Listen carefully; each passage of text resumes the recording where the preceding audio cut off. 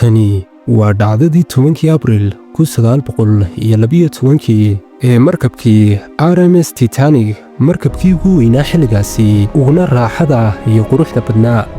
waxay ahayd waqtigii uu geli lahaa safarkiisii ugu horreeyey waxa uu ka soo sharaacday magaalada Southampton ee dalka Ingiriiska waxaanu ku wajahnaa saaxiibayaal dhankaas iyo magaalada New York markabku waxaa saarnaa dad fara badan oo isugu jiray maalqabeeno agtara caan ah iyo sidoo kale weliba muhaajiriin Ingiriis ah oo rabay inay gaadhaan dhankaas iyo carriga Maraykanka iyagoona ujeedkoodu ahaa sidii ay ku heli lahaayeen nolol ka fiican midda Britain ay ku haysteen waxaa hogaaminayay safarkan naakhoodiyo sare oo lagu magacaabi jiray Edward John Smith oo 60 jir ahaa markabka dhexdiisa maalinkaasi waxaa ka jiray farxad iyo damaashaad aan inaba caadi ahayn markabkan dhererkiisu waxa uu gaadhayay 269 mitir oo dherer ah iyo 350 mitir oo joog sare ah raaxada taalay gudaha markabkan waxay ahayd mid aad u saraysay waqtigii la dhisayay markabkanna waxaa ku baxday samayntiisa lacag dhan $7 milyan oo dollar qiimihii xilligaasi balse qiimaha maanta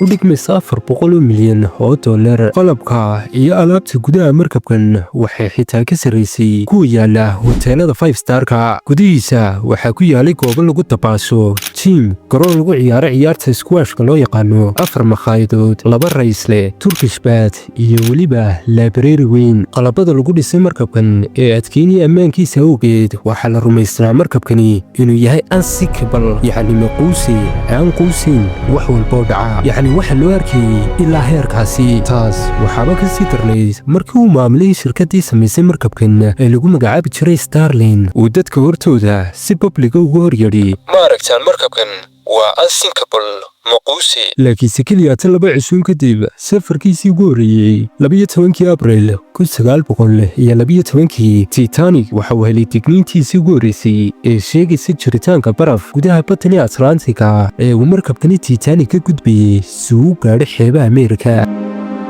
waxaa halkaasi jiray icebergs ama buuro baraf ka samaysmay kuwaasoo dhab ahaantii halis ku ahaa markabkan balse digniinaha noocan oo kale ah waxay iska hayaan qaar iska dabiiciya sababtoo ah maraakiibta badanaa ku safraysa badani waxay iskula xidhiidhi jireen radio signals waxaana isaga digi jiray hadba insi iska agdhowey khataraha ay jidka ku sii arkaan intaasi kadib helitaanka digniinaha Titanic tiraba 2 jeer ayuu bedelay jihadiisii si uu isaga ilaaliyo khatarta hortiisa jirta laakiin run ahaantii dhanka kale muusan noqon markaasi mid dhima xawaarihiisii uu ku socday markiisii hore oo ahaa 22.5 knots ama 40 kilomitir saacadiiba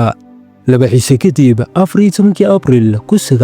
1912 waxaa soo gaadhay 7 digniinood kale oo sheegay jiritaanka icebergs barafbadeed laakiinse Captain Smith iyo tiimkiisu waxay noqdeen markaasi qaar markaasi iska dhayalsada digniinahan soo gaadhayay maniisan qaboojin run ahaantii speedku ku socday markaasi Titanic dhanka kalena maalinimadku wuu sii galbanayay oo cadceeduna way sii dhacaysay heerkulkiina waxa uu noqonayay markaasi mid hoos u sii dhacayay balse habeenkaasi waxa uu habeenada kale kaga ayaa ahayd inuu habeenkaasi aanu tayaxo aanu si fiican u muuqan iftiinkiisu la'aantiisna aragtidu waxay ahayd mid hoosaysay habeenkani waxaa saarnaa kurunestiga markabkan kurunestiga waxa la yidhaha saaxiib xarunta sare ee ku taala xagga sare markabka kaasuna badanaa lagu yeedho lookout pointiga ama barta ilaalada aragtida markabka waxaa loogu talagelay inuu qof dul fadhiisto halkaasi suuga diga khataraha jidka yaala qofka halkaasi fadhiyana waxaa la soo gudboonaata badanaa qabow aad u tiro badan dabaysha qabowga wadataana ee ku dhacaysa qofkaasina waa mid run ahaantii ah mid qarowa dabaysha qabow waxay ku sababaysaa shakhsiga fadhiya halkaasi inay ka timaado indhihiisa ilmo taasoona ka dhigaysa aragtidiisa mid gebi ahaanba liidata cabaaro 11 iyo 39 mirir oo habeenimo nin lagu magacaabi jiray Frederick Fleet oo saarnaa qaybta sare ee markabkani ayaa si kedis ugu arkay baraf weyn oo hortiisa soo socda isla markiiba waxa uu garaacay jalaskii si ay u maqlaan dadka ka hooseeya uguna taxadiraan markaasi khatarta hortooda taala waxaanu sidoo kale raadiyugu isita ka garaacay shaqaalihii iyo kabtankii markabka isagoona ku qaylinaya allahayay baraf weyn baa hortayna jira taliyii koobaad ee markabka oo lagu magacaabi jiray William ayaa markiisii ugu horreysay maqlayba qayladhaantan waxaanu u gudbiyey fariintan qolka maamulka markabka si markabka loogu weeciyo jihada bidixda laakiinse dhab ahaantii waxay ahayd run ahaantii xilli xeedhiyo fandhaalka la dhacay keliyata hal mirar kadib 11:40 daqiiqo markabku waxa uu si xun ugu dhacay barafkii hortiisa yaalay barafku waxa uu si xun u xoqay dhinaca midig ee markabka Titanic left port in Southampton, England. Among the passengers were many of the wealthy and influential. The band played the gayest tunes and American ragtime dances. The time was 11:40. The iceberg grazed the right side of the ship. And all of a sudden she lifted up quickly. Everything that was movable was going through her. I didn't think it was realistic because I didn't think it was possible for the ship like that to sink. barafkani uu ku dhacay markabkuna dhab ahaantii muusan ahayn mid yar xaqiiqdii oo wuxuu ahaa 200 times 400 oo fiid kaasuna leekaanay cabir ahaan garoonku bideed dhereer ahaanna waxau la silnaa birta dheer ee il aragga markabka khubaradu waxay sheegaan inuu barafkani culayskiisu gaadhiyey 1.5 milyan oo tan qaybta midig ee markabkani Titanic gaar ahaan sanka hore markabka ayuu barafkani haleelay qiyaastiina 10 ilbidhaqsi oo markabkani xoqay buurtani barafka waxa ka dhashay dilaac weyn laakiinse waxaa laga yaabaa inay isweydiinin si daawade sidee ayuu barafkani markaasi u jeexi karaa biriska dhan haa waa runtaayo macquul ma ah markaynu ka hadlayno barafkan yara caadiga ah aynu naqaano sida midka tallaagadaha ku jira laakiinse saaxiibayaal markuu barafku yahay buuriska dhan xaalku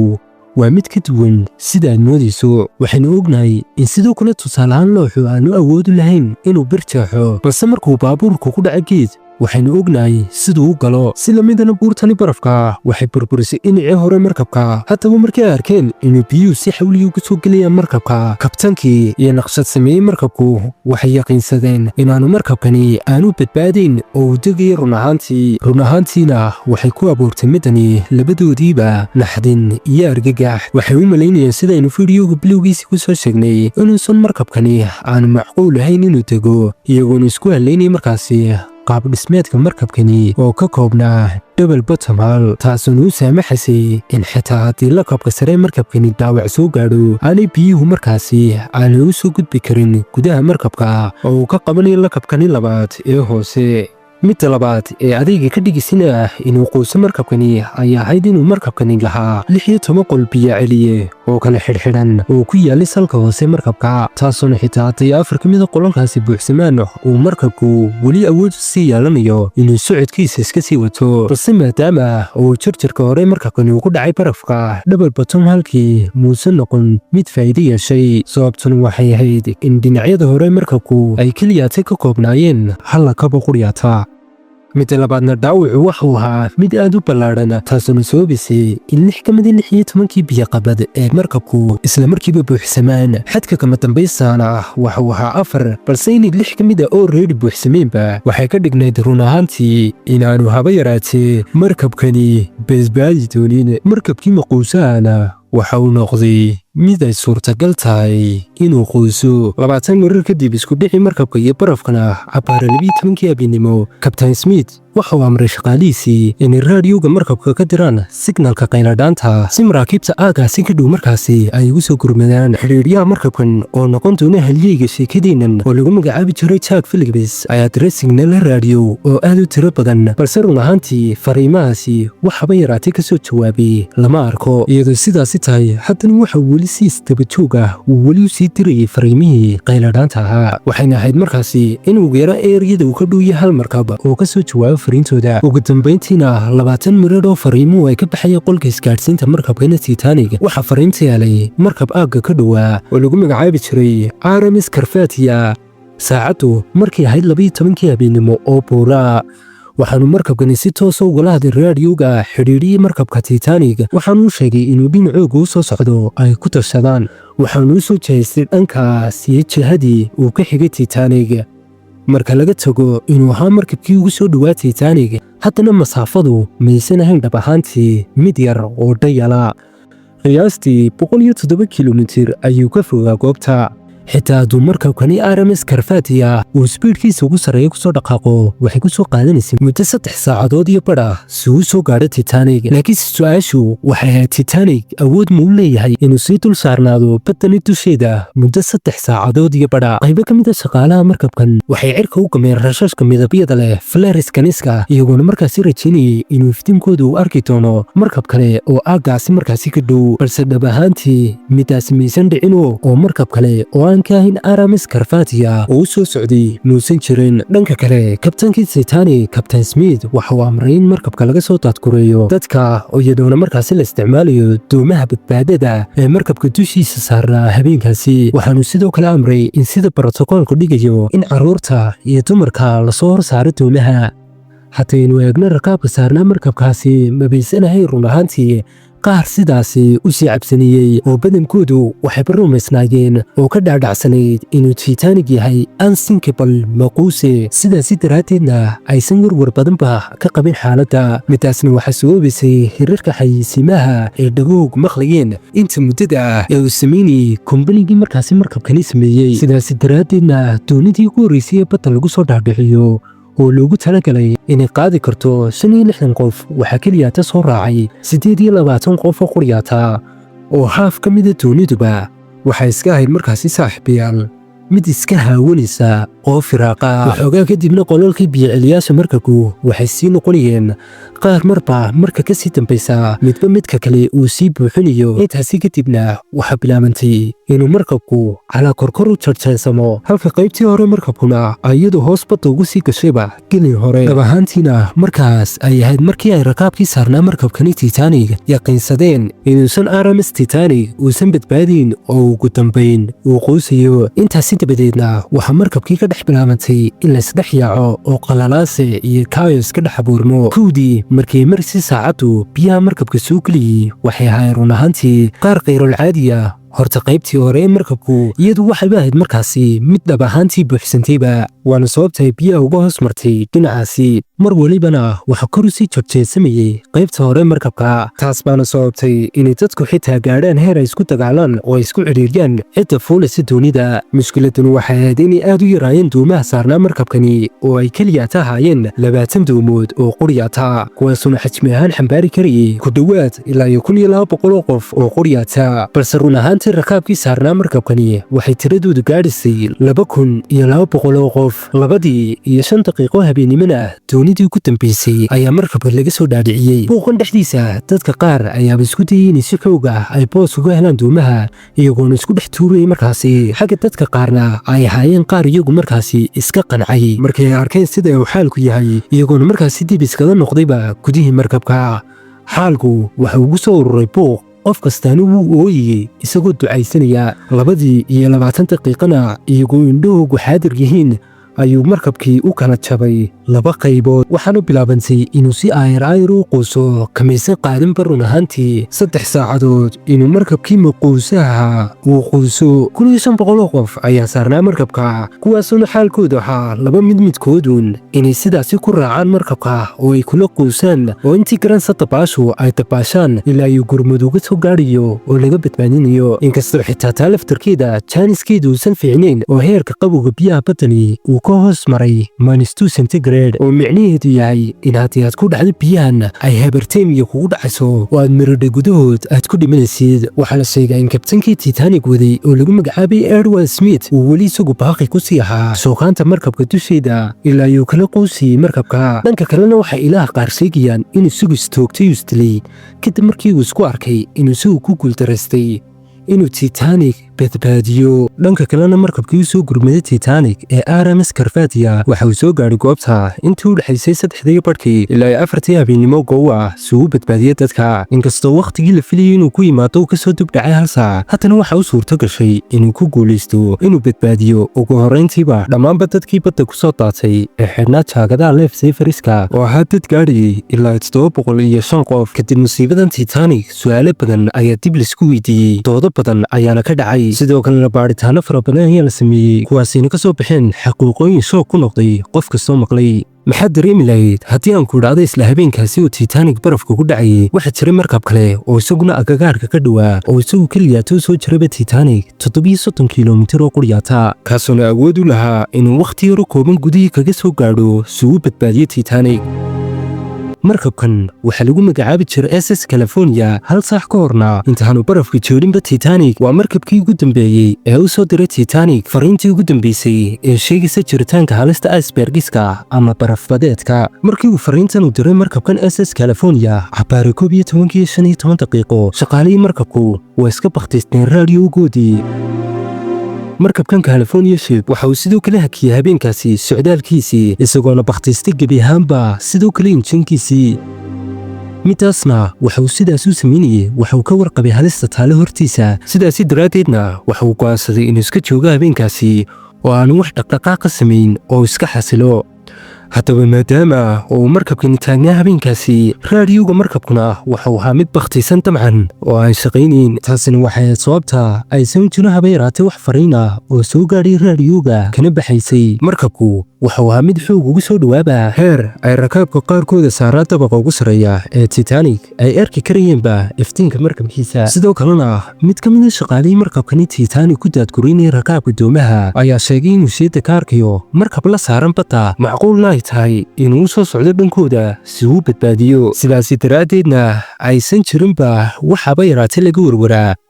laakiinse xitaa markii ay faleeriskii rashashka kor u tuurtuureen SS California muuse noqon dhab ahaantii mid dhankooda u soo dhaqaaqay xitaa hal injisna waxaa la soo wariyaa in waxoogaa kadib cabaara 12 habeenimo qaar ka mid ah shaqaalihii saarnaa markabkani California ay arkeen rashashka laga duridayay markabkani Titanic balse markii ay ku wargeliyeen kabtankoodii oo lagu magacaabay Stanley Lord sida ay wax u dhaceen waxa uu ugu jawaabay in Titanic saaran yihiin dad maalqabeena sidaas daraaddeedna ay macquul tahay inay iska xafladaysanayaan oo ay ku jiraan dabaaldegyo iyo baadhi laakiinse habeenkaasi hadduu si serious u qaadan lahaa rashashkaasi imisaatan qof oo saarnaa Titanic ayuu badbaadin kari lahaa aroortii dambe markay daareen raadiyowgoodii waxay ku arkeen fariimo qayladhaan ah oo fara badan oo iga yimid Titanic waxay u soo dhaqaajiyeen goobtii balse waxay ahayd run ahaantii xilli dambe oo ay wax walibaaba dhammaadeen keliyaatu waxay soo arkeen meydad dad dhintay oo badda dusheeda sabaynaya markiiba eedaymihii oo dhan waxa dusha loo saaray kabtankii waday markabkii habeenkaasi aagga ka dhowaa ee SS California balse run ahaantiina musiibada intani le keligiis laguma eedayn karin midda labaadna habeenkaasi raadiyowgiisu u bakhtiisnaaba oo eedda waxaa lahaa sidoo kale dad fara badan oo kale sidaynu hore soo sheegnay doomaha markabkani saarnaa way yaraayeen taasna waxaa soo ogeysay kombanigii sameeyey markabkani waxa uu malaynayay inaanu markabkani macquul ahayn inuu quuso sidaasi daraaddeedna wakhti badan ba iskagmay khasaarin inay doomo fara badan saaraan markabka sababtoo ah waxay u arkayeenba inaysan jirin baahi ku kalifisa midaasi waxaa sii raacay in kabtankii Titanic waday aanu sameyn rakaabka haba yaraatee wax ogeysiisa ama wargelina tusaale sida meelaha yaalaan doomaha iyo jaakadaha badbaadadu iyo waxay tahay in la sameeyo haddii ay musiibo dhacdo qaladka labaadna waxaa lahaa kabtan ku-xigeenka markabkani oo lagu magacaabi jiray Robert Hitchens oo wakhti xaadirkaasi hayay shookaanta markabka habeenkaasi markii jaliska qayladhaanta sheegaya inuu baraf weyni ku soo beegan yahay markabka ay soo dhacday wiilkii saarnaa dusha sare ee il aragga markabku waxa uu ku qaylinayay waar markabka bidaxa loo weeciyo balse isfaham waa dhacay awgeed kabtanku waxa uu ismoodsiiyey naxdintii uu qaaday awgeed in lagu leeyahay midib u weeci markabka sidaas daraaddeedna halkii uu bidax uga weecin lahaa waxa uu weeciyey markabkii dhinaca midigta balse markii uu yaqiinsaday inuu khalad ku jiro waxay ahayd run ahaantii xilli dambe dhanka kalena baadhayaashii Britishka ahaa waxay ogaadeen in Titanic ay soo gaadheen digniino fara badan oo sheegay jiritaanka khataro buuro baraf ah lana gudboontahay inuu si taxaddar loo socdaa balse waxaa soo dhanuu jira haddana Titanic waxa uu ku maaxayay oo uu ku sabeynay speedkiisii ugu sareeyay maxay tahay haddaba sababtu muxuusan kabtanka waday markabkani aanu hoos ugu dhigin xawaarihii ku socday waxaa jira aragtiyo badan oo sheegaya sababta ka dambeysay midaasi balse midda ugu caansan ayaa aragtida sheegaysa in maamulihii shirkaddan samaysay Titanic ee White Star Line Mr. Joseph Brucey uu ku cadaadiyey kabtankii Titanic waday Captain Smith inaanu haba yaraatee uusan dhimin speedka markabka midaasna waxay uga dan lahayd shirkaddu in markabkoodan Titanic uu safarkii tirsan Britain ilaa Ameerika ugu soo dhameeyo muddo 6 isoo quryaata si uu jabiyo rikoodhadii hore ugu yaalay dunidoo dhan. waxay rabeen in keliyata uu markabkoodan aanu noqon midka ugu qaalsan dunidoo dhan ee sidoo kale noqdo midka ugu xawaaraha badan. dhacdo midan oo kale ah ayaana maalinkaasi 14 Abriil cabaara 2 duurnimo badda gudaheeda ka dhacay, balse markii uu Kabtain Smith uu arkay digniinta gadigiisa barafka waxa uu dhiibay warqadii ku-xigeenkiisii Joseph oo shoogaantayay. intaas kadibna waxaa dhacday dhacdo run ahaantii la yaab leh. Kabtain Joseph waxa warqadii iska gashadayba jeebkiisii isagoona uga dan lahaa inaysan shaqaalaha intooda keenay haba yaraatee warbixinta si aynu u cabsan. muusan rabin inuu dhimo xawaaraha markabka. halkan qaladna waa qaladkii bedelay si abadi ah markii dambeba habsamuu socodkii maraakiibta. xeerar fara badan ayaa laga soo saaray si ayna mustaqbalka musiibooyin kuwan oo kale aysan u dhicin. isla sanadkaasina 1914 waxaa la hirgeliyey ururka International Ice Patrol oo shaqadooduba ahayd inay maraakiibta uga digaan khataraha hortooda ku soo wajahan. sidoo kale heshiiska ilaalinta noolaha badda ee International Convention of Life Sea ee loo soo gaabiyo SOLAS ayaa la saxeexay, kaasuna uu sameynayay xadad cusub maraakiibta. tusaale ahaan waxaa la dhaqangeliyey xeerka doomaha badbaadada oo dhigayay in markab kastaaba uu haysto doomo ku filan rakaabka saaran markabka haddii lacalla masiiba dhacdo. kadib quusitaanka markabkani Titanic waxay qaadatay wax ka badan 70 sano si loo helo burburkiisii. 1985 Sebtembar 2 badquuse oo lagu kala magacaabi jiray Robert Ballard iyo French Oceanography ayaa ku guulaystay inay badda gunteeda ka helaan markabkii Titanic. burburkiisa waxaa laga helay meel jirta qiyaastii 3800 mitir badda hoosteeda. labada qaybood ee uu kala jabay markabkuna ayaa laga kala helay masaafiis ku jirta 600 mitir iyagoo kala yaala. maanta oo laga joogay sanawaad fara badan kadib markii uu quusay Titanic waxaad arkaysaa in environmentiga baddani uu ku hoos jiray uu horseeday inuu si ayra markabkii u taxaliisto. markabku markiisii hore sidan buu ahaan jiray, balse maanta waxaa ka soo hadhay cadkan yaroo quryaata. waxay daraasaduhu sheegayaan in markabka birta uu ka samaysnaayo cunto bakteeriya iyo noolayaal yaryar oo kale, waxaana la rajaynayaa in marka la gaadho 2030 uu markabkan gebi ahaanba noqon doono mid ku dhex baabi'i doona biyaha dhexdooda. balse maanta oo laga joogo 110 sano kadib dhacdadii Titanic waxay noqotay mid weli baaqi ku sii ah maskaxaha dad fara badan.